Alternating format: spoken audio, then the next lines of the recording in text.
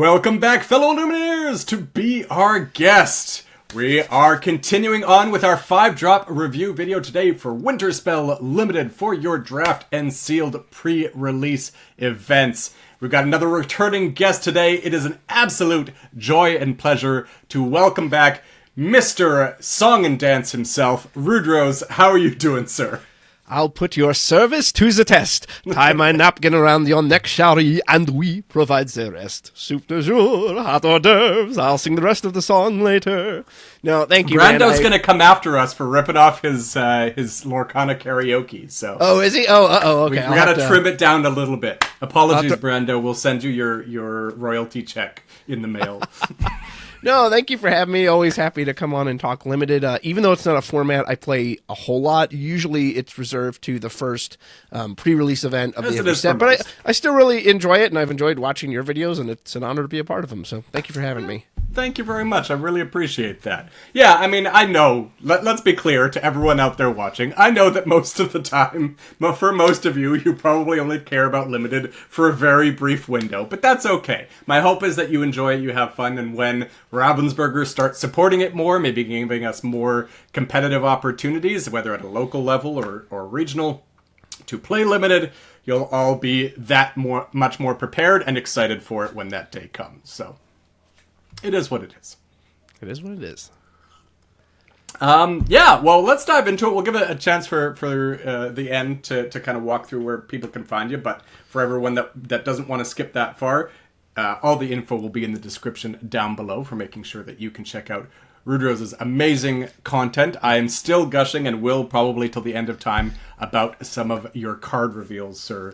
Thank you. They were the best that I've seen, pretty much without competition. Like, I think Baker might have given you a little bit of competition this time around, but we're definitely in the top 2.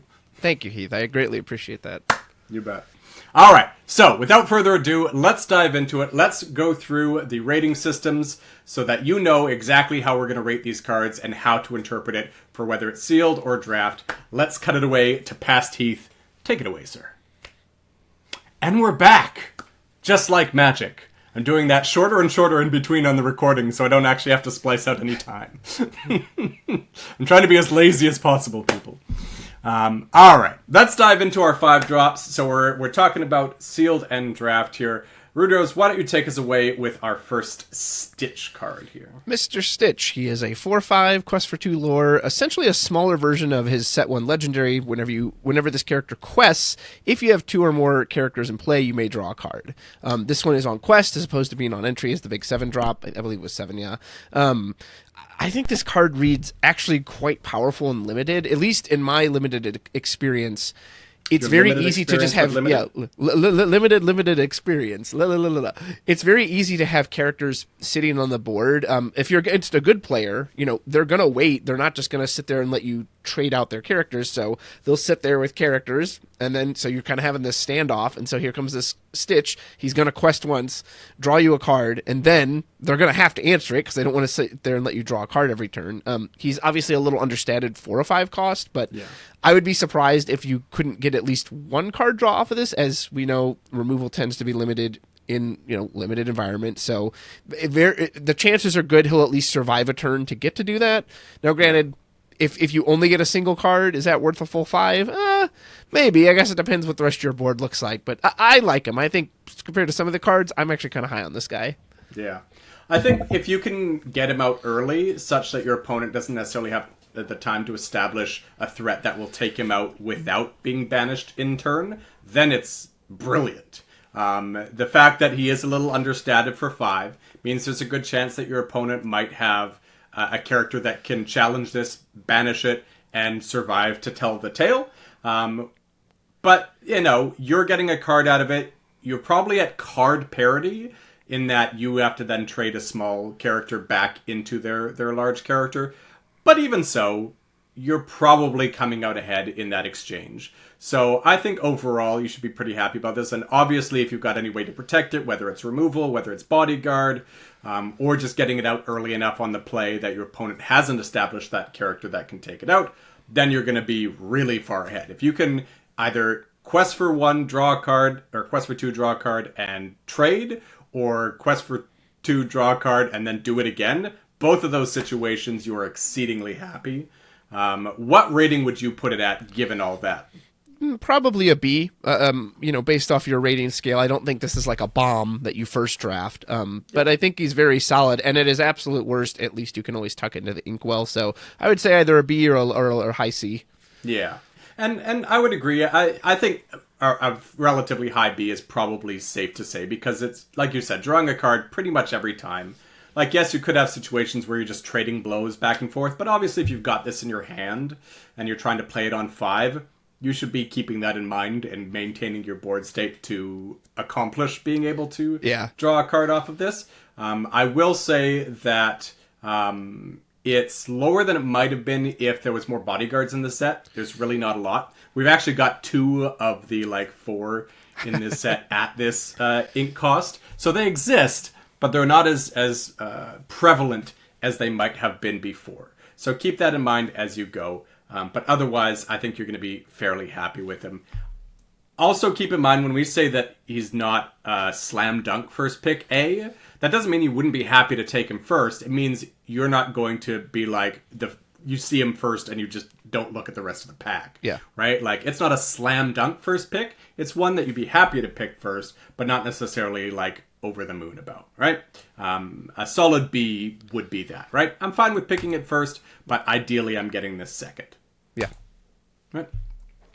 All right, Fangmeyer, Icy Officer, Uninkable, 4/4, 2 lore. When you play this character, you may return a detective character from your discard to your hand. I will say that when it comes to detective characters, there's not a lot of them. I've got my notes here that I'm bringing up. There is specifically, how many there's 10, detectives? if you count himself. There's 10, but so I try to count commons and uncommons that are actually playable. Oh, that's fair.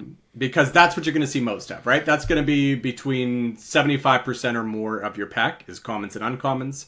And obviously, I don't care about unplayable detectives. So there are 2 other playable common or uncommon detectives. As well, there is a bevy of desirable uninkables in this set. So I don't really want this competing for those uninkable slots.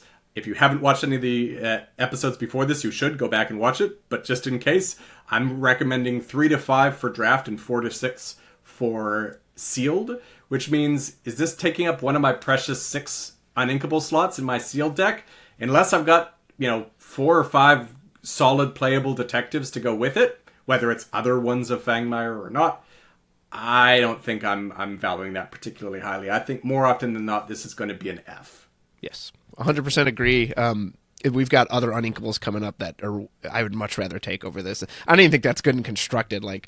It's just he's a poor card. That would probably have been good in the last set. There was enough good detectives in the last set, but in this set, not enough. Go ahead, sir. Next, we have Cobra Bubbles. This guy always seems to get nice beefy cards. No difference here. He's a 3/6, quest for 2, uninkable. Whenever this character quests, chosen opposing character can't challenge and must quest during their next turn if able. So we had that effect last set in Whispers in the Well with the Gaston Echo, or Whispers, and it was really effective. It put in a lot of work in those limited. So same effect. Obviously, you're paying more for it, which is a bit unfortunate. You do get a bigger body for it, though. This one is hard for me to evaluate, because if it can do what it wants to do, I have seen, like the Gaston, cards like this take over the game in a limited format. The question is, if you can get this on your 5-drop curve and he's immediately out there, now he's shutting down some of their plays, that's really huge. You take out their best attacker every turn. Yep. But if you draw this at the end of the game, or closer when you're already dying, he doesn't really help you in that case, and then his ink ability can really hurt him. So I'm not sure. His ceiling is really, really high, but then, of course, the downside is he's a 5-cost do-nothing that's also technically understated. If a 5-cost 5/5 is 10 points worth of stats, he only has 9 points worth of stats, even though they are in willpower, which is nice. So, yeah, I don't know. I'm not really sure where to put him. Maybe that makes him a C, maybe a D, maybe a B. I don't know. Well, let me talk you through my thoughts before I give you my grade and see how you feel about it. So, first of all, Gaston in the last set was incredible, and played out very, very well. And the reason why this effect is so impactful is if you're the quester, this forces their challenging character to quest instead. So the big body that was going to take out your questers is questing themselves instead. Especially when it's a 1 lore character, that feels really great. Specifically against the Headless Man Horse last set, I loved Gaston against that. You shall not be challenging with your 5/10, sir. And then second, if you're the challenger, you can force your opponent to quest with a character they might not otherwise want to quest with because it's a bad time to be questing, right? It's a 2 lore or 3 lore character, but they're like, oh, you could easily remove this. I want to wait for a better time to be questing with this. You can force them to quest at that time. I think the first situation is better than the second, but I think both of them merit valuing this as a powerful ability. The other thing that I'll say is, although you got to pay on layaway with the boost, you did pay 4 for that ability plus a 3/3/1 lore body. Whereas you're paying 5 for a 3/6/2 lore body here. So you got to decide when you boosted with Gaston. You didn't have to do it right away. But still, over the aggregate, you're certainly upgrading on size and stats for 1 extra cost. So I will say that. The other thing that might sway you is the Rapunzel that's in this set is a 3 cost with boost 2. So you're paying 5. And she's a 3/3/2 lore that when she's boosted has this ability. And I gave her a C+. So I'll let you decide what you think, where you think I'm at. But again, this isn't about guessing where I'm at. That was just a bit of a joke. Given kind of all those thoughts, where do you think that you want to have this? I'll split the difference of what I said and possibly influenced by you just now that, yeah, a C makes sense. Again, I think he does have a high ceiling, but also I could see it not working out. And so C just seems kind of average, middle of the road. Yeah, I think if you're in a situation where you're far behind near the mid to late game, that he can be bad, but I think he's very good in most other situations. He works like an almost better bodyguard. So I've got him as a B, like solid B, not even B minus. So if we have him kind of in the C plus territory, I think that'll split the difference a bit. All right. Pocahontas, Peacekeeper, Inkable, 3/6/2 lore with shift 3 for what that's worth. When you play this character, if you use the shift to play her and none of your characters challenge this turn, characters can't challenge until the start of your next turn. There's not enough Pocahontases, especially since one of them's a super rare, to make the shift viable. You probably shouldn't be shifting anyway because you'd put yourself down a card. Yes, there's a 3-drop that I guess this would be a fine shift target on, but it's just not worthwhile enough. For me, this might as well read a 3/6/2 lore vanilla, so I've got her as a D. Yep, only take this if you want to add her to your collection. Yeah, I mean, I say this every time. Let's be clear. You're taking this card because she's a legendary. Yeah. Right? I just want to value her in the sense of when would you pick her based on the card. Let's say you weren't keeping the cards. But yes, obviously you're going to take her higher. But maybe don't play her unless you absolutely have to once you've taken her. All right, go ahead, sir. We have Taran. He is a 5/5, 1 lore, has Rush, Uninkable, and when you play this character, put up to 2 cards from chosen player's discard on the bottom of their deck in any order. I don't think the on-play really matters much unless there's some specific combo I've forgotten about. There's cards that this will combine with, but they're not particularly good on their own, so you probably shouldn't be. Yeah, we'll be talking about one here in a minute, but Rush is the main thing. It's just if you want a 5/5 with Rush, which so little in the game has Rush that's always worth a look, especially in Limited. Obviously, it sucks that he's uninkable, but yeah, he's one of those cards. I feel like there's every set, they have these uninkable Rush cards, and I feel the same way. It's like, I'm not excited to pick it, but I'll probably end up playing it just to have that utility, because sometimes you just need a character that can get in there and whack something. And as a 5/5, he should handle most things. Especially in a set like this where there's not a lot of removal, so you kind of need it. It's kind of a necessary evil, shall we say? Yeah. Yeah. So probably a B then, just for that sake. Yeah. I've got him as a B. The more that you say it, the more you're bringing me down to like B minus C plus territory. But I think I still have him over Cobra. So let's put him here for now, and we'll see how things pan out down the road. Not that I ever move things. I always talk about that I could move things, but I almost forgot to. Yeah, right. I'm too lazy for that. Anna, Soothing Sister, Inkable, 5/5, 1 lore. If a card has left a player's discard this turn, you can shift her for 0. Whenever this character quests, you may gain lore equal to the lore of a character card in your discard. If you do, put that card on the bottom of your deck. Yes, the shift ability should be irrelevant. You probably shouldn't be playing cards actively that are moving things. Now, also, her shift target, if I'm not mistaken, the only shift target is the 2/3 for 2, which Correct. is pretty bad. Uncommon. So it's like, probably shouldn't be playing that in the first place, but let's say that was your 40th card, you didn't have another 2-drop, you played her, and you played Taran on turn 5 and had the ability to shift her. Okay, probably fine then. That's one situation where I'll give you where shifting is probably worthwhile, because then you can challenge right away with a 5/5 body or something, or quest right away. But under most circumstances, I don't want to be shifting because it puts me down a card. So even if I can shift for 0, that's not a huge benefit, and you shouldn't be playing the 2/3 anyway. So let's ignore the shift for a moment. Let's just focus in on the gain lore for moving cards under. By the time you play her, and especially by turn 6 when you're questing with her, you almost certainly have a character or 2 in your discard. Are they going to be 2 lore consistently? So basically what I'm asking is, am I rating this as like a 5-cost inkable 5/5 2.5 lore?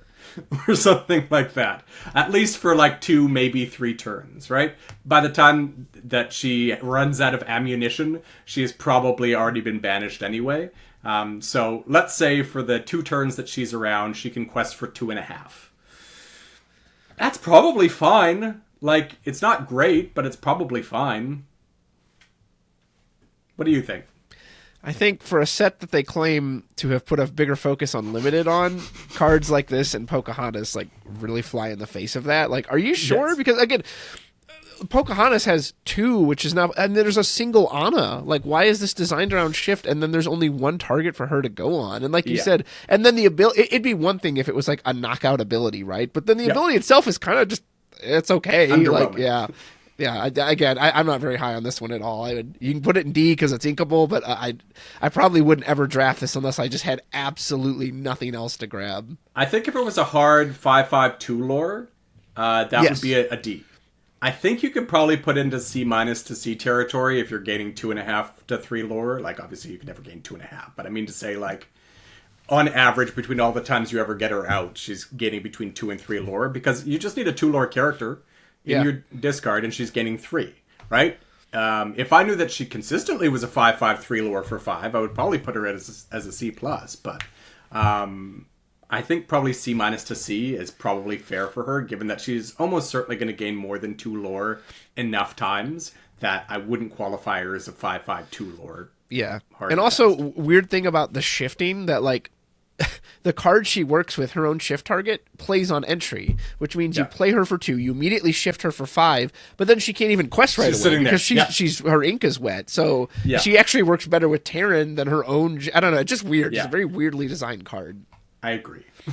And yes, when it comes to the limited design, obviously you can see about the changes that they made to design it for limited. I think it feels a little slim in terms of improvements still to this point.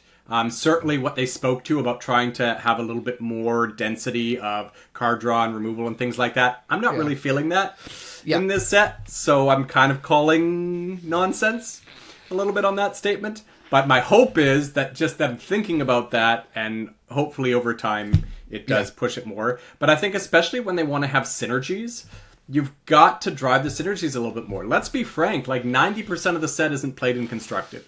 So if 90% of the set isn't played and constructed, what is it played in? The only other hope for it is in limited. Yeah. So let's drive the synergies more in limited so that you could realistically make the boost deck or the card from discard deck. Right? If that's a synergy you want to drive, there should be, a dozen to 20 of them, and a decent amount of them should be good at common and uncommon. Yeah. AKA hire this man, Ravensburger. He knows what he's talking about. Make him the limited designer. I like my job, but I will tell you, Ravensburger, I've said it a few times, I will work for free. I will do some free consulting. If I can help drive limited, absolutely. All right, go ahead, sir. Or, I believe, because you did Anna. Marshmallow. So this is our standard 5/5 quest for 2, is uninkable.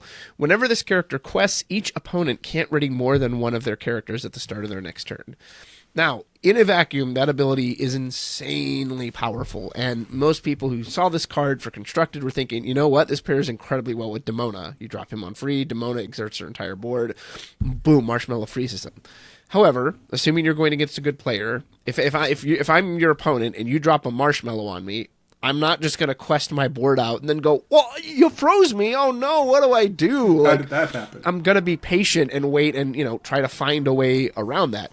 Now, granted, that gives you the opportunity to sit there and just start questing with him. But then if you open him up once, okay, any of these 5/5s, I just run in and knock him out. So I feel kind of similar to Cobra. Like the ceiling on the ability is so high, but how often is that actually going to work out where like you just trap down their field? Like, I just don't see that happening. I think a good player is going to wait till you exert him once and then just knock him out or whatever it is. So maybe that makes him kind of average for me. I would love to be wrong about that because it's, again, cool, but I don't know. That's how I feel. Do you see it differently?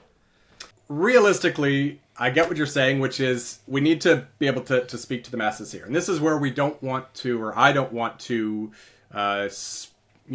talk down to your skill or say that, you don't have the capacity to play this well. But I will say if you're not comfortable in a limited space, or if you are still feeling challenged by it, know that this is probably going to be a hard card to pilot well.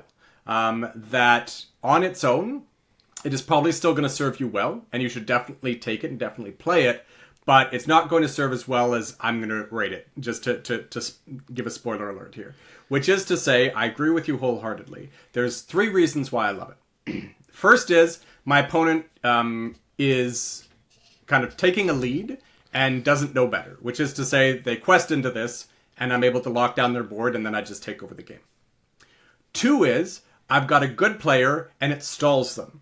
I keep them from questing. I'm not going to quest with this. I'm going to quest with other things to bait them into breaking the board stall, at which point I can lock them down. So whether I'm taking advantage of someone that is being aggressive, or I'm stalling my opponent that is holding back, both of those situations favor me, right?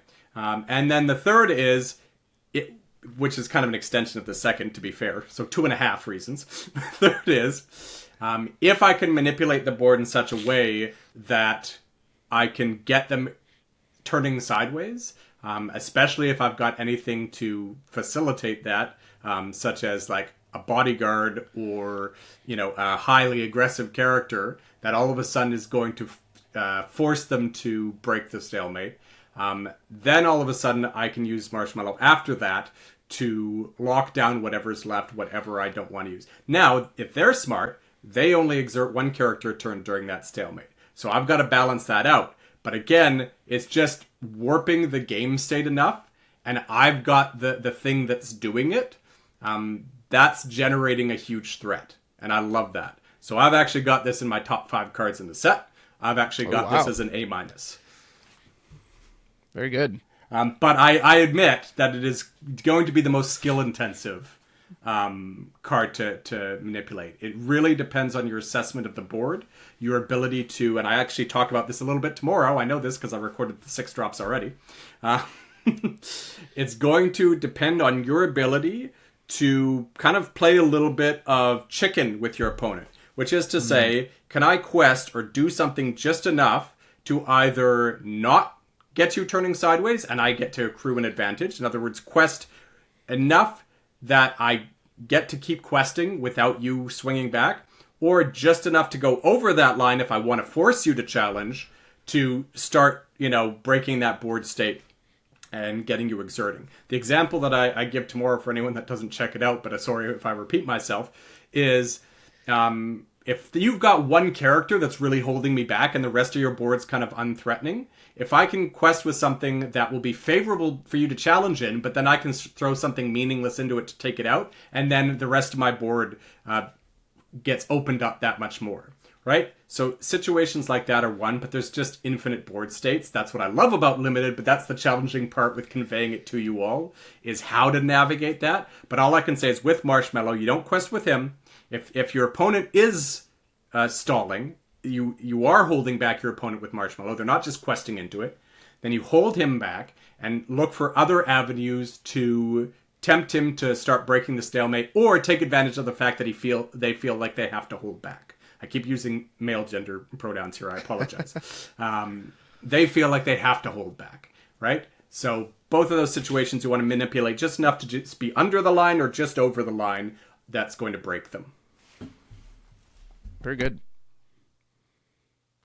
So now the question is, between us, where do we put it? I always defer to you. You're the limited expert. I mean, I've got it up and you here. are right about the stalling, which I hadn't considered. Like the ability to stall out a board like that. I've seen that happen in limited plenty of times without a card like this. So the fact that he can purposely create that situation, that's pretty cool. And anytime a card can warp the game around it, yes, that is worthy of a high rank. The thing that you got to avoid in that situation is falling into the same trap, which is to say they stall, so I stall. Right? Yeah. That's where, like I said, you got to keep pushing, you got to rev it a little bit, right? So that your threat remains a threat, but you build on your other threats. So then they have to decide which is the lesser of two evils, right? Put them to the test. Make them make a mistake, right? Versus they stall out and then you just sit back, right? The only way that works is if you can accrue more high lore characters than them, and you get to the point where you just turn sideways for 10 or 12, and they can't answer enough, and you come back and you quest for another 6, and you're at 18, and then you just drop another 2 lore character and you win the game the following turn. Like, that's really the only way that a complete board stall helps you. I hate winning that way because it feels kind of cheap. I would rather, again, like, play that game of chicken a little bit, that game of chess a little bit, but... All right, that one took us a long time to talk through. We are on the Witches of Morva, which is an uninkable 4/4, 2 lore. When you play this character, you may return another chosen character of yours to your hand. If you do, gain 1 lore.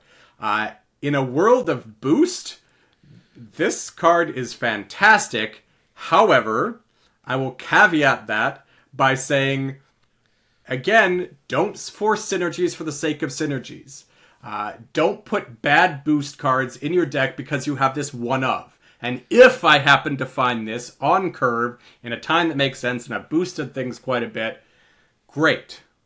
But I don't find it at all, or I find it on turn 8 and my boost character is already gone, or I've got it on curve on turn 5 but I haven't seen my boost cards yet. Like, there's plenty of times where it's not going to work out. So this is an amazing card in conjunction with boost.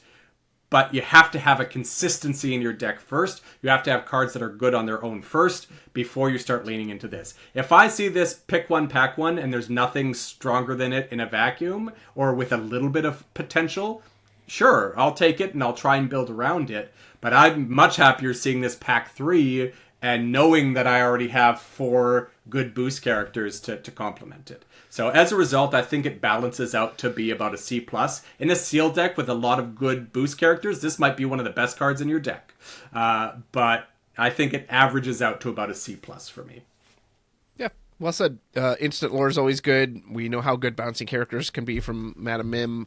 And this doesn't require one, so you can play her on a solo board just as a 2-quester if you absolutely have to. So, yeah, I fully agree with your assessment. Yeah, and, to be fair, I was highlighting boost because that's the best use of it. But obviously, you've got your 7/6 Prince Naveen we'll see in a bit that's got 5 damage on it. Yeah, bounce that or something like that, right? Like, yeah. There are other things that you can take advantage of when it comes to the bouncing, comes into play abilities, but boost is obviously the one that you're hoping for most. If anyone doesn't know, by the way, when you... move a character off the battlefield. It's not called battlefield. What do we call it again? What do we call it? The field? I don't know. The field that has boost cards underneath it, or any cards underneath it, shift cards as well. They go with the card. So if your character is banished, they go to the discard with it. If they're turned into ink, they all go in the inkwell. If it's returned to your hand, all of the cards get returned to your hand. So if you've got a boost character with 2 cards under it, all 3 cards are coming back to your hand if you return it. Just wanted to make sure in case anyone wasn't certain of that. Oh, yeah. All right. Let's put this one C+. I have it below Cobra on it, kind of on the aggregate, but certainly, again, I'm not going to blame you if you have it above Cobra, especially in a good sealed pool or later in the packs in the draft. Yeah. Right. All right. Oh, take it away.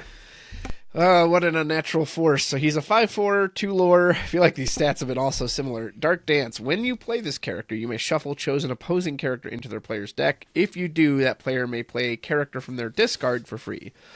So I'm always looking for cards to add into my girlfriend's green-purple deck for Constructed, and when I read the first part of this text, I was like, oh my god, spot removal on a body, let's go. And then I read the rest of the text, I was like, oh, right. Yeah. Now, in Limited, assuming he comes down right on turn 5, they might not have a whole lot of characters to bring back. Or maybe if they do, they're kind of pathetic or they're not that great. So I don't want to overlook the ceiling, which is like, this is spot removal on demand, no questions asked, no cost restriction, nothing. It's just get that off the field. And it comes with a 2-lore body. That in itself is good.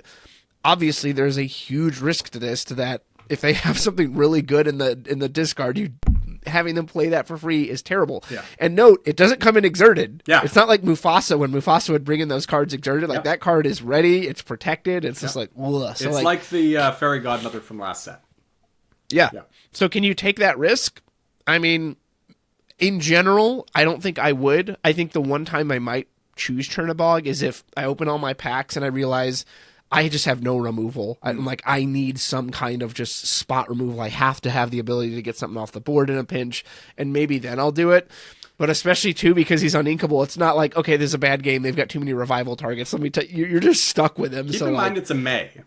It is May, true. You can just play him as a 2-lore body, so you don't have to choose the effect. Yep. So, yeah, I guess those are my thoughts. Like, if you're absolutely starved for removal, I would pick him at that point, but beyond that, I just think it's too risky. So this is where I kind of feel like a hypocrite sometimes, because sometimes I'm cautioning you all to be cautious, and sometimes I'm saying go for it, and this is a card I want to be greedy with, because I think that absolutely, like, I definitely see board states where I will be able to manipulate it to the end where my opponent's getting a 2-drop back and I'm taking out their 5-drop. Like, great. Especially in a slower set where they're unlikely to gain a huge lore advantage early. I can probably look to stall the board a little bit and then just hit them with a 5/4 2-lore quester that takes out their 5-drop that they just put down. Oh, that feels really good. Obviously, this was meant to combine with the cards like Taran that remove cards from your opponent's discard. Right? You remove their biggest cards with Taran and then drop this on 6. Sure. Fantastic, right? But I think when you have this in your deck, and certainly when you have it in your post-mull hand, you want to be making sure that your turns 1 through 4 are designed towards this. Because this is such a powerful effect that if you play the board knowing that this is coming and your opponent doesn't, you're going to do very, very well with it. So for me, I've got this as a B+. I'm willing to take that risk, especially since it's a May. If it wasn't a May, I would feel very differently about it. But because it's a May and my fail state is a 5/4 2-lore body for 5, I'm willing to spend one of my uninkable counts on that, absolutely. Obviously, as you said, we've got a lot of uninkables already in the B and C plus territory, right? So you've got to be cautious, but this is one that I would dedicate over any of these. I would use the uninkable slot over any of these. Well said. What do you think?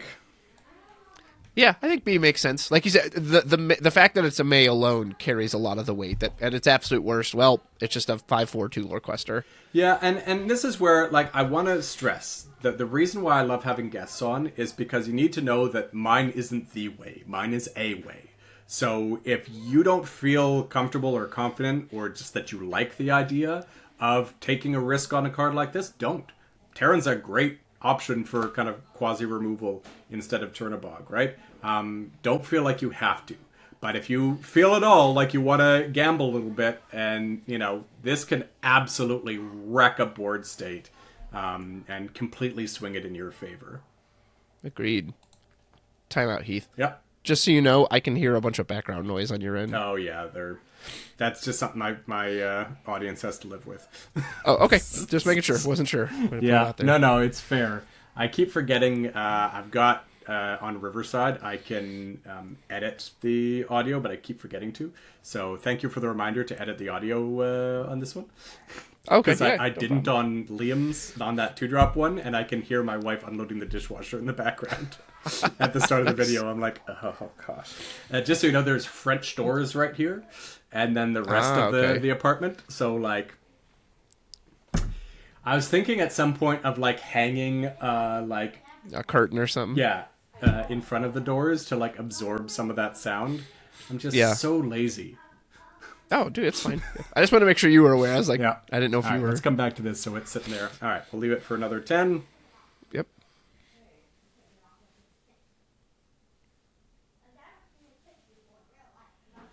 All right. Okay. I think where we ended would be a fine place to cut it at that and just say, all right. So, moving on. It's on me, right? Man, we've talked so much about these cards, I keep losing track of who it is. Mushu is all yours. All right, Mushu, Sneaky Dragon, Uninkable, 3/2, 3 lore. When you play this character, deal 2 damage to chosen character. I'm sorry, Mushu. I love the idea of 2 damage on a body. The problem with this one, which we didn't have with Chernabog, is this is not a May. Oh, wow, it isn't, yeah. So if you play this on an empty board, Mushu is removing himself. So obviously, in Limited, the chances are that you're playing this to an empty board are pretty slim. But there's a distinct possibility that you're playing it to a board that's just you, right? At that point, you're already winning, probably, so you're probably not too fussed about dealing 2 damage to another character, even if it banishes it, if you've got the only characters on the board and you're putting out a 3-lore body. But note that it is not a May. With that in mind, this is where, even if I pretended it was a May, getting a 3/2, even a 3-lore body, but a 3/2 character that deals 2 damage for 5 uninkable, when we've got so many great uninkables that I like in this set, especially at 5, that's a tough ask for me. So I've got this one as a C-. I think I'm actually a little higher on him than maybe some of the other cards. Sure. Just it is at least it's damage on entry and 3 lore. There's just something about 3 lore, and maybe this is a me thing, but like the difference between 3 and 2, I always very much feel that in any game of Lorcana. It's like, wow, It's that half was again 3 as lore much. from the character. Yeah, it is. It really shrinks the overall number and quest total you have to commit. So maybe because of that, I'm a bit higher on this because I'm a little biased towards the 3 lore guys. So I kind of like him a bit more, but you're absolutely right that it's a pretty pathetic body for the cost of it. But The other thing I'll say is 2 damage isn't what it used to be, which is any damage. That's also fair. Any damage isn't what it used to be. As the bodies get bigger, damage is less impactful. 1 damage is less impactful. 2, obviously, any damage is less impactful because the bodies are bigger. So that's the other thing to keep in mind, is that 2 damage isn't fair. what it used to be. But I still think, you're right. Like, we can't dismiss the 3-lore body. It's just, it's so weak for a 3-lore body. Yeah. That between it not being May, I think the fact that it's not May, I don't want to overplay that. Again, chances are, and fairly high chances, you will have another character to damage, and almost certainly another one of your opponent's characters. But let's say that, you want to play out your 3-lore quester, but there's nothing that this is going to remove. Or maybe it removes just their 2-drop, right? But everything else has 3 or more willpower. Dealing damage when you don't remove something feels so much worse. Yes. So it's like, then are you holding this back? Am I holding back my 3-lore quester because I'm not removing anything? Like, I just anticipate some awkward situations with this, where the 2 damage doesn't do enough, where the 3/2 body isn't big enough, where the uninkable at 5 cost is problematic.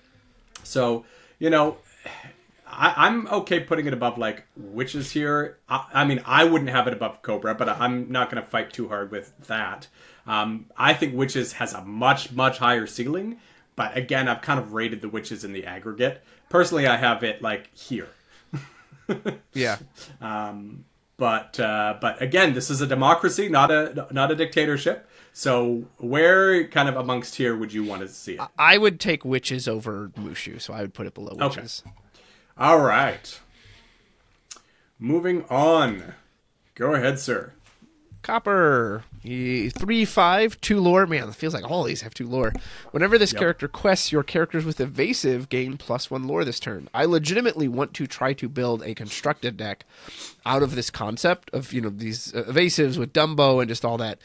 In Limited, I think I checked on Dreamborn, there are 27 cards with the keyword evasive, but that's also counting Enchanted. So really, there's probably like 25, and again, that's counting legendaries and other stuff. So really, there's it's also even less counting than alert. that. It's counting items that give evasive. Exactly. So even though evasive is a great keyword, Yeah. I just can't imagine you're going to be able to build around this that much. And not only that, you have to draw them at the same time you draw copper, have them on the field at the same time copper it can quest, not just be played. So because of that, I feel like that text is mostly irrelevant.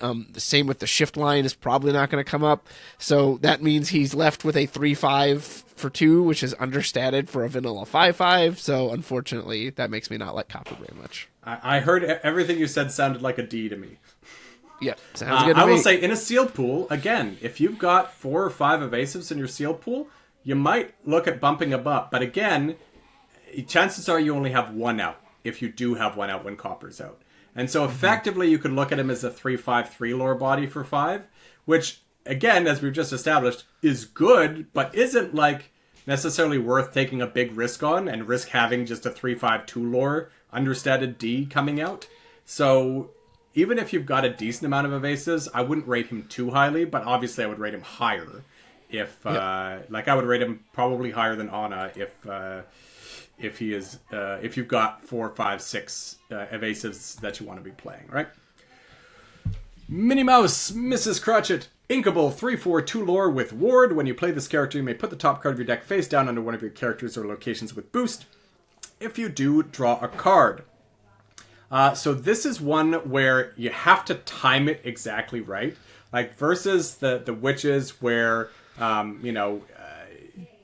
it's feels fine to be doing with other things. You obviously want it with boost, but if you've got other things that you might get value of with the bounce, then you're okay. Whereas Minnie Mouse has to be under a character with boost. It's on play, so the chances of drawing a card with this feel pretty slim. Certainly there is less playable common and uncommon boost characters in this set than there were in Whispers. So I think on the whole, you're going to find that more often than not, this is a free 3/4/2 lore body. I've said many times, I consider Ward to be almost meaningless in Limited, especially on a character that's not that substantial after it's been played. On my 3/2/3 lore body, I might want Ward, even though it's probably not going to matter most of the time. But on a card like Minnie Mouse, Ward might as well not exist. So as far as I'm concerned, she's another D. Yep. Great high ceiling if it'll line up perfectly and you get that free boost, but what are the odds? Free boost and draw card. Like, even more than the boost, I'd want the draw card. But yeah, certainly both are great value.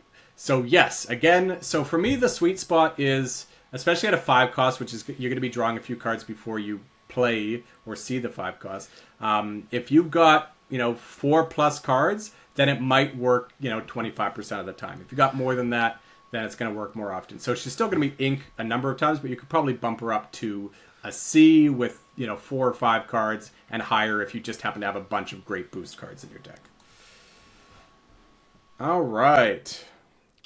On to Ruby with Negaduck. He's a 6/5, sticky fingers. Whenever this character challenges another character, each opponent loses 1 lore and you gain 1 lore, and 1 lore himself. Very solid. I've even tested him in some constructed decks. It's kind of like a power crept Aladdin, although Aladdin did a 2 swing instead of just 1. But yeah, I mean, this in its own right could potentially stall a board, right? You drop this, and then they just have to sit there. Granted, 1 lore is both a lot and not a lot at the same time, if that makes any sense, which it probably doesn't. But and he's just a good challenger. The one thing that worries me is that, as you've pointed out, the bodies are getting so big on these cards that I don't know if he's really going to get more than 1 shot. It's very likely he hits something once and then just gets taken out on the swing. Yep. So in that sense, does he kind of become a vanilla, a 5 cost? He's essentially getting 2 lore, but he drains that 1 lore, which, it's only 1, but maybe that 1 will make the difference. So, yeah, I think he's fine. I think I would absolutely draft this if I had it, unless I had something just way better to grab. Yeah, I would equate him to a 5 cost 6/5/2 lore, which I rate as like a B- last set with hook hands, except he has to challenge to be 2 lore. You can't quest for 2 lore. So this is where, versus a 2 lore body where I can do the questing and force my opponent to challenge in, I have to be the one challenging.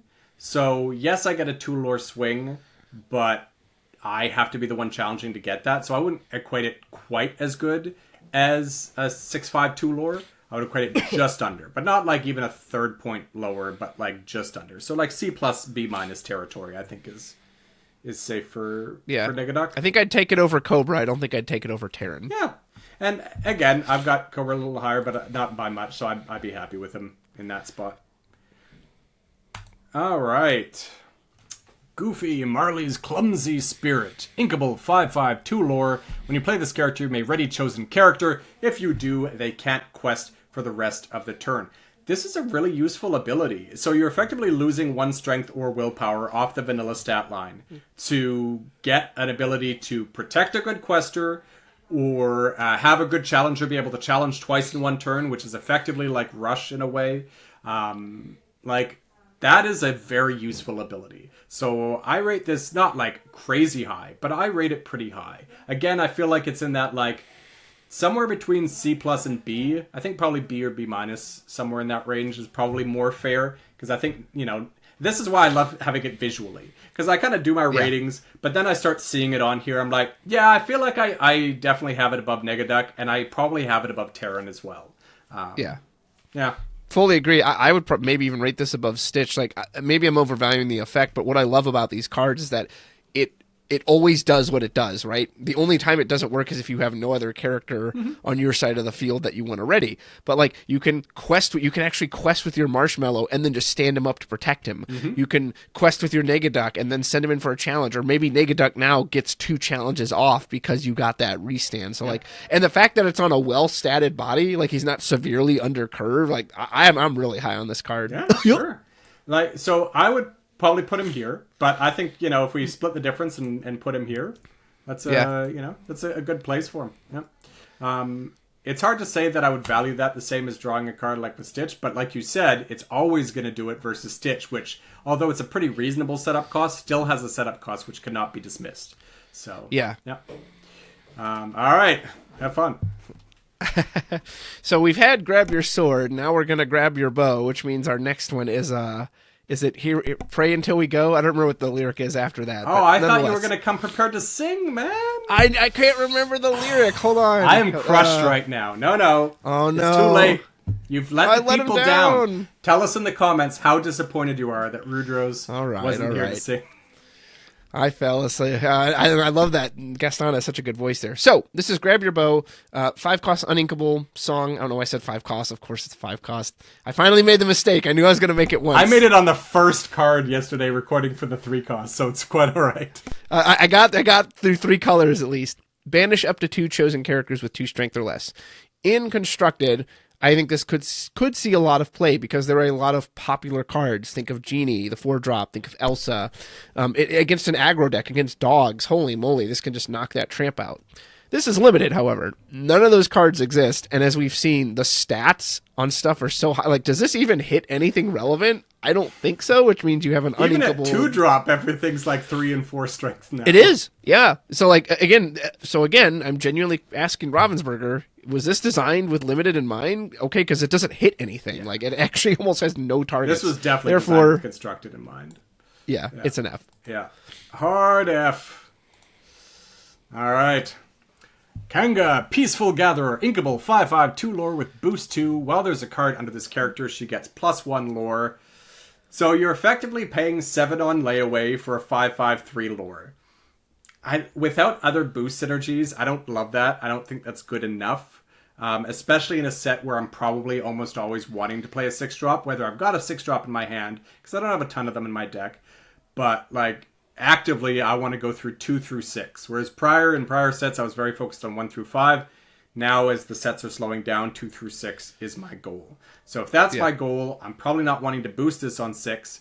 And the fact that I got to leave my 5-drop ready on turn 6 to kind of have the ideal curve, I don't love that. So if I've got boost synergies, this makes me consider it a little bit differently. But I think as she stands, I've got her as like a C. You said it perfectly. Get her with Minnie Mouse. I love it. Anything else? Bleh. Yeah. All right. So I've got her in here. It sounds like based on your previous conversation that you'd probably prefer her there. Yeah. I'd probably take her over Anna, but not over Mushu. I would, for the record, I'd take her over Mushu. Let it be stated. Yeah. Hey, I'll let this be the record of the combination, but I need my, Oh, sure. So it says Piglet, our Coca Maker, 3/5, 2 lore. The end of your turn, remove up to 2 damage from each of your characters. So we've had effects like this in the past with Jasmine. Usually those were tied to questing. The one nice advantage Piglet has is that it's just the end of the turn. Yeah. He doesn't have to quest, so it kind of might as well stay on play. That being said, through Lorcana's short history, very rarely does damage just stick around on cards. Yeah. That just doesn't really occur, which means if damage isn't sticking around, that healing damage also doesn't really matter. And I don't think this card does anything to change my opinion on that. So maybe you'll get those once in a million synergies where you challenged in with your Negaduck, you took 2 damage, wow, you healed him up to full. That's awesome, but that probably isn't going to line up. So, yeah, I'm pretty low on him. Yeah, I think, I always like the idea of healing the whole team, but like you said, no matter how many times I play this game in Limited, I still rarely find a board state where mass healing my characters matters almost at all. Versus having a Negaduck in play, versus having a Taran in play on 5, versus having Cobra Bubbles or even Mushu in play, right? Like, comparing to all of those, a 5/5 Kanga that could potentially quest for 3 the next turn, like, all of these are probably going to be more impactful than healing your entire team for 2, even if you could do it twice. So, yeah. I'm with you. I still think Piglet is more above than a D, probably here, but I think if we get enough in here, I'm going to be comfortable bumping it down to a high D. Yep. Yeah, it's going to be the first to fall off. Ooh, the card of the set, some people think. I mean, it's pretty impressive. Pete, Ghost of Christmas Future. Inkable, 5/5, 1 lore with boost 1. Whenever this character quests, look at a number of cards from the top of your deck equal to the number of cards under him. Put one of those into your hand and put the rest on the bottom of your deck in any order. In other words, if you boost him once, you quest, you draw a card. If you boost him twice, you quest, it's Develop Your Brain. If you boost him 5 times, you quest, it's Visions of the Future. Right? Vision of the Future. So this is where, quite frankly, unless you're benefiting from boost synergies, or you have spare ink, you're fine to just boost him once and just quest and draw a card. Like, that is still more reliable, and I would argue better than Stitch, in that I have no setup cost, the 5 strength can help. Yes, I'm questing for 1 less, but like, so be it, right? I think that he's about the same as Stitch, so I'm not putting him much higher, but I would put him higher than Stitch. Agreed. He basically doesn't have a downside. Again, he's well statted for a 5 cost. So they're going to have to attack him. They can't just let you sit there getting cards. Yeah. He's probably going to trade with whatever runs into him. Solid. Yeah, fun bit of trivia if you don't know. It's the only version of the Ghost of Christmas Future that actually has a spoken line. Most versions of Christmas Carol, he never says a word, and this one actually does. I like that fun fact. I'm a big fan of all the different Christmas carols. So I have this as a B+, but I'm willing to put it into A- because Sailor says it's good and limited. I think he's good enough for A. It's a card that has to be addressed, so yeah.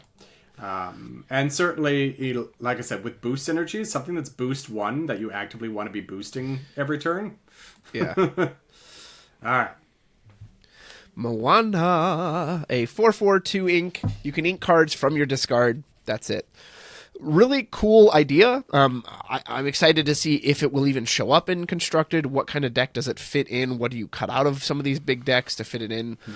In Limited, like, in theory, her best shot is, you drop her on 5, you've quested with a bunch ahead of time, maybe you're doing aggressive, all those cards fell into your inkwell, and now you no longer have to spend ink for the rest of the game. Yeah. But, like, you've already gotten to 5 to play her, so what are you even inking beyond that? Like, I don't see how this fits. 6. It's whether you're inking beyond that, I think that would be the argument. Yeah, so maybe she gets you 1 free ink, like, I don't know. Yeah. Even if you she doesn't seem like she has much place. You then would have to keep her ready, right? Right. But here's the thing: if she was a 5-cost inkable 4/4/2 lore draw card, would we not feel pretty good about that?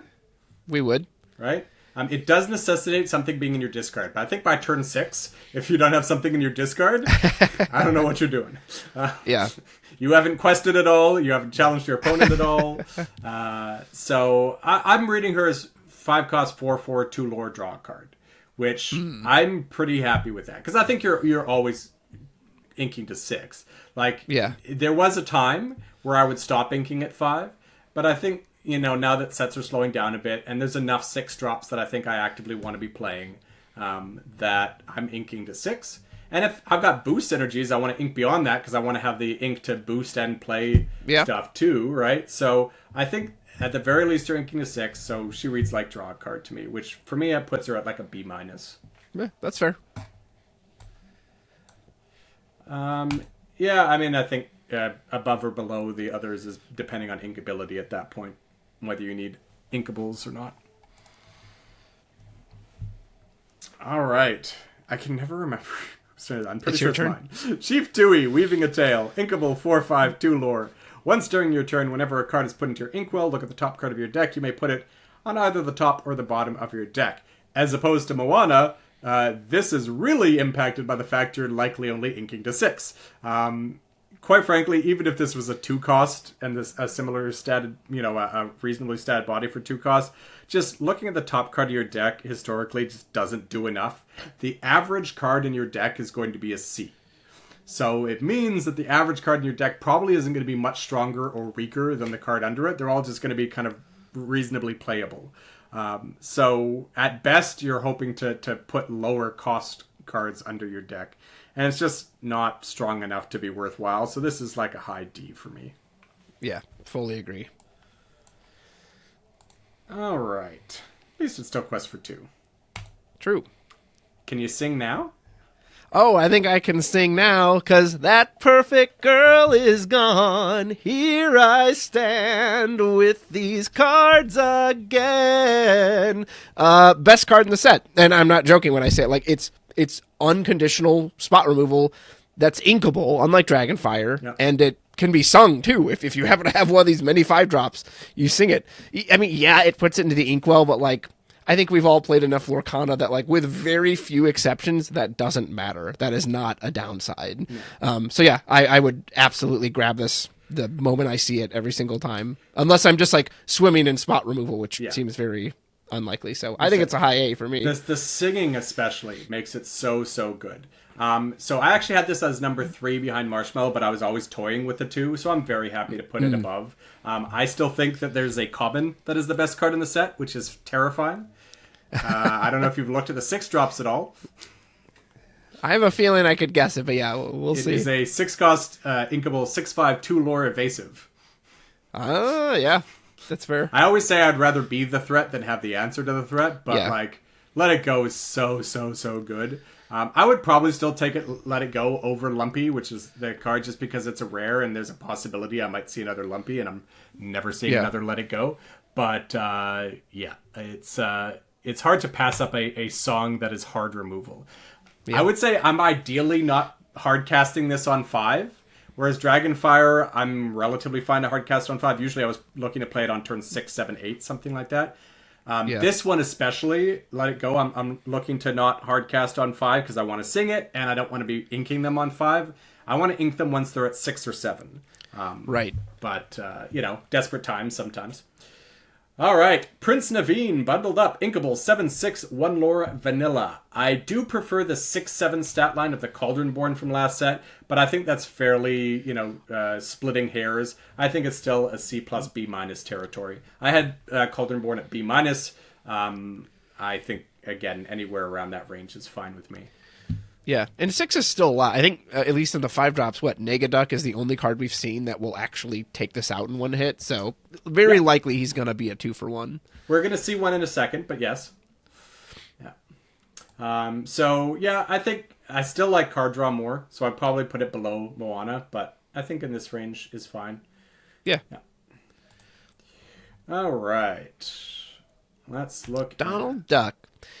All right, he's along for the ride as a 4/6 2 lore. When you play this character, you may banish chosen item. So he's basically a vanilla. You're trading one strength for, I can't imagine. On rare occasions, people will throw items into these decks, but just in general, that's not something you want to bank on. So, yeah, I just essentially look at him as a vanilla with slightly more willpower versus strength. Yep, I think he's the best of the Ds so far.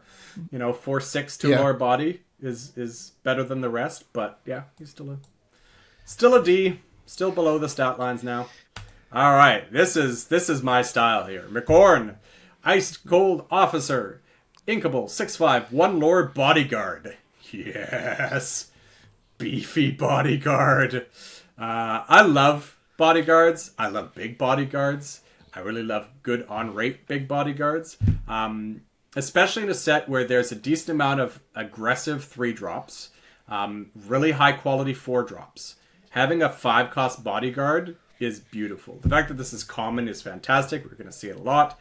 I personally like my bodyguards to be bigger than having the 2 lore. We've had a lot of 2 lore bodyguards recently. Yeah. It's like, chances are I'm not expecting my bodyguard to be questing all that much. So yeah, I love it. Obviously the stat lines are getting bigger, so this needed to get bigger to compensate. Again, I would rather a 5/6 than a 6/5, but I will take it, especially in a set where there's like 3 playable bodyguards and one of them's a super rare we're gonna see. So yeah, it's what do I have this one as? Probably a B. McHorn, B+. Let's see. Yeah, I would take it over Moana easily.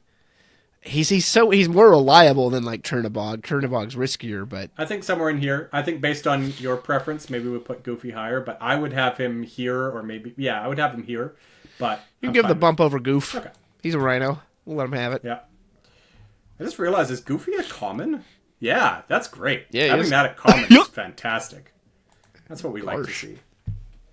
Speaking of Garsh, we got Darkwing Duck. He kind of looks like a robot. He's a 4/5, 2/2, Challenger 2, has some insta armor. During your turn, whenever an item is banished, this character gains resist +1 until the start of your next turn.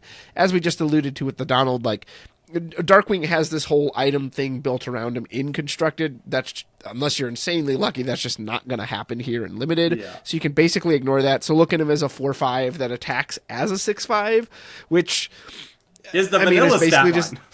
Yeah. It's the bodyguard, but like you said, you're getting that extra lore. So yeah. I guess it's fine, and a Challenger 6 is always fine too. But I think I would underrate him unless you really want that 2 lore. I would probably put him under the other vanillas. I mean, I think that he's probably in this range because he's still like attacking as a 6/5. That's still pretty good for 5, right? But I would say probably here-ish. Like, I don't know. Yeah, I tend to favor attackers over quests, so like I'd probably put him above Kanga for sure. Okay, yeah. What do you think of Mushu? Give him above Mushu. Yeah. He deserves for the one, inkability. Mushu, yeah, because you can ink it at least. All right. Speaking of uninkable, John Smith, Undaunted Protector, uninkable, 3/6 2 lore bodyguard. Opponents must choose this character for actions and abilities if able. Chances are that last bit of text is not going to be relevant. So effectively consider him to be a 3/6 2 lore bodyguard, which is under the stats that we're used to. Even as recently as last set, we had the 4/6 Broadway. Now, admittedly, he had Stone by Day, but by the time you got around to 5-drop, Stone by Day probably wasn't that relevant. The uninkable matters. We've established there's a lot of good uninkables, especially at 5, and you would have noticed, especially at 4. Rudrose wouldn't know this, but at 4, there's a lot of really good uninkables. So he should drop down. I had him as like a B-, C+ territory before, but the more I think about it, the more he should probably drop down a little bit. I don't know. He's the same stat line as Cobra. Would I rather the bodyguard or the like almost better bodyguard? I don't know. I'd probably have him around here. What do you think? It's a card I'm super excited for in Constructed. I probably would pick him, right about there, or maybe right above Witches. Because at his worst, he's at least still a bodyguard, even if he has no... in Final Fantasy and in Magic, we call that like a magnet ability. He's a magnet, he soaks up all the effects. And if you do play this card or play against it, and especially if you are a newer player, do keep him in mind because he affects everything. So like if they have a way to give support, they have to give it to him. So just remind your opponent of that. Like, hey, you can't buff your own character. You have to give it to my John Smith. So I think there will be a few sneaky little situations that like, he actually is like absorbing stuff he normally wouldn't.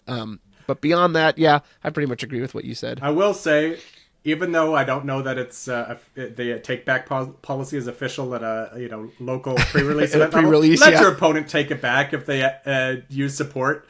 and and forget that John Smith is around, or don't realize that ability would work that way.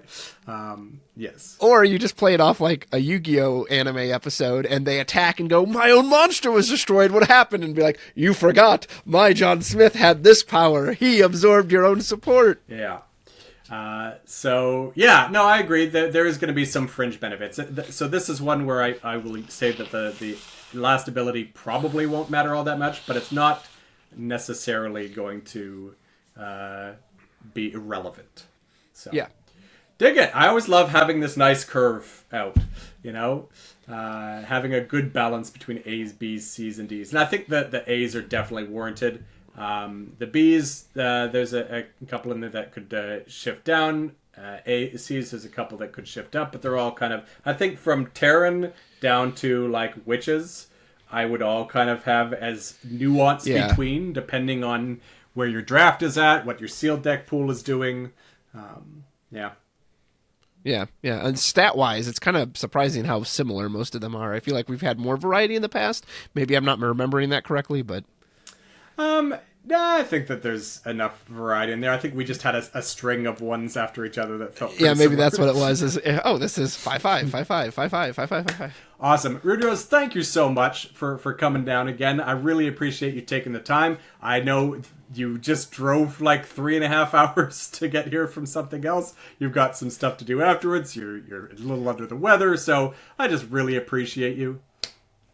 Thank you for having me. No, it was absolutely worth it, and it's always fun to talk limited. And I always joke with Heath in Discord that I can't wait to like take all this knowledge and all these videos, and then I'm going to draw none of these good cards. And so I'm like playing D's. I play nothing but D's because that's just what I crack all my open. C's and D's. Yep, absolutely. Why don't you tell the people where they can find you? Absolutely. So my main hangout is on YouTube. Check me out at Rudrose TCG. I'm sure Heath will have the link in the description below. I usually try to do a weekly Lorcana video on Wednesdays. Sometimes I get too busy and I can't make that, but talk about all kinds of things. I love to do fun, different deck ideas. I'm going to try to do an evasive build this set with like Fox and the Hound theme. I just think those are really fun. Everyone knows what all the big meta decks are, so I try to do ones that are more off kilter. And yeah. Check me out there. I appreciate you. You can find me on Discord at Rudrose. I have my own Discord, as well as you can follow me on Twitter at Marvels_the. So thank you so much for having me, Mr. Heath. You bet. Thanks again, sir. And thank you to all of you for checking it out. We've got our 6th drop and above video tomorrow, so make sure you check that out. We're going to have Willowbees, and we're going to have Dick Burns from the Lore Chronicles. So excited to have them. It was a blast. Like I said, I recorded that one already, so I can already tell you it's great. And I hope you check that out. And then just after that, we're going to have one more video 2 days from now, which is the quick hits, quick tips video, so that if you didn't have time to watch these all, or if you just want a good summary of everything, it's just to kind of wrap things up, put a bow on it, so that you feel prepared and confident for your pre-release weekend. So make sure you check those out. Thank you again, everyone, for your support, for sharing this out, for subscribing, liking, commenting, all that good stuff. I look forward to seeing you next time. Bye-bye, everyone. Good luck at your pre-release.